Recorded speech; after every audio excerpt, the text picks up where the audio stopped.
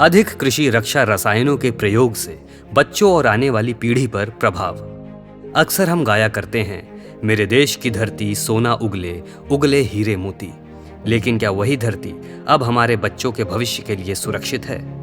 सवाल कड़वा है, लेकिन जरूरी भी। क्या हम सच में सुरक्षित खेती कर रहे हैं? अधिक उत्पादन की होड़ में हमने रासायनिक उर्वरकों व कीटनाशक रसायनों को खेतों में उड़ेल दिया है।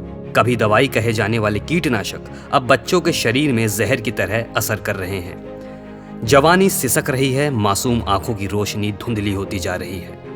ये रसायन हमारे शरीर में जाकर धीरे धीरे जहर घोल रहे हैं।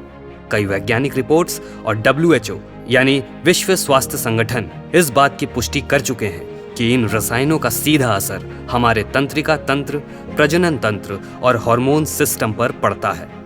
बच्चों और गर्भवती महिलाओं के लिए ये तो और भी घातक है।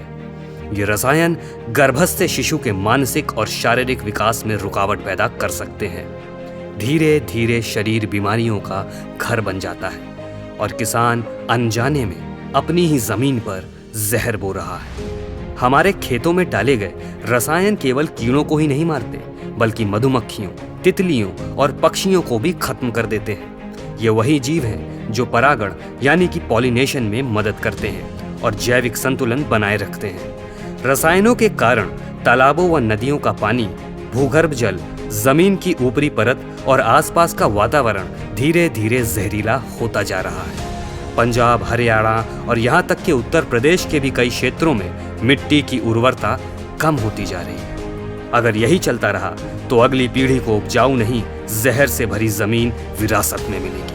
और सिर्फ यही नहीं, रसायनों के छिड़काव के दौरान मास्क, चश्मा, दस्ताने न पहनना कई किसानों को भारी पड़ सकता है।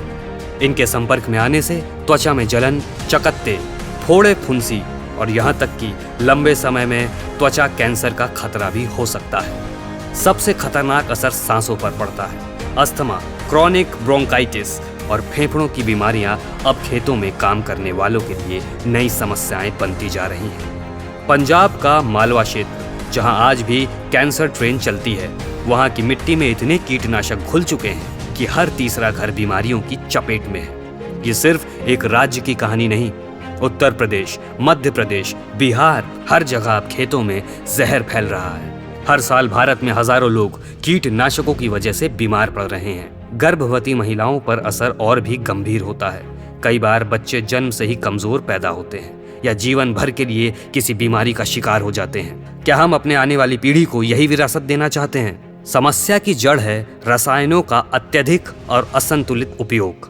पर रास्ता है, जैसे कि समन्वित कीट प्रबंधन IPM, रासायनिक कीटनाशकों का संतुलित प्रयोग तथा जैव कीटनाशकों के विकल्प का चयन, मित्र कीटों की पहचान तथा उनसे हानिकारक कीटों का प्राकृतिक नियंत्रण, pheromone trap, solar trap, sticky trap जैसे हानि रहित उपायों को अपनाकर कीटों से बचाव किया जा सकता है। जैविक और गौ आधारित खेती, सुरक्षा के उपाय और प्रशिक्षण अपनाए जा सकते हैं। फायदे की खेती वही है जो बच्चों के भविष्य को सुरक्षित रखे। हमें अपने खेतों में अनाज के साथ सुरक्षित भविष्य का भरोसा भी उगाना होगा। ऐसी खेती करनी होगी जिसमें जहर नहीं, जिंदगी पले। अपने बच्चों के लिए, अपने खेतों के लिए आइए रसायनों पर निर्भरता घटाएं और एक सुरक्षित, स्वस्थ और खुशहाल कल की ओर कदम बढ़ाएं।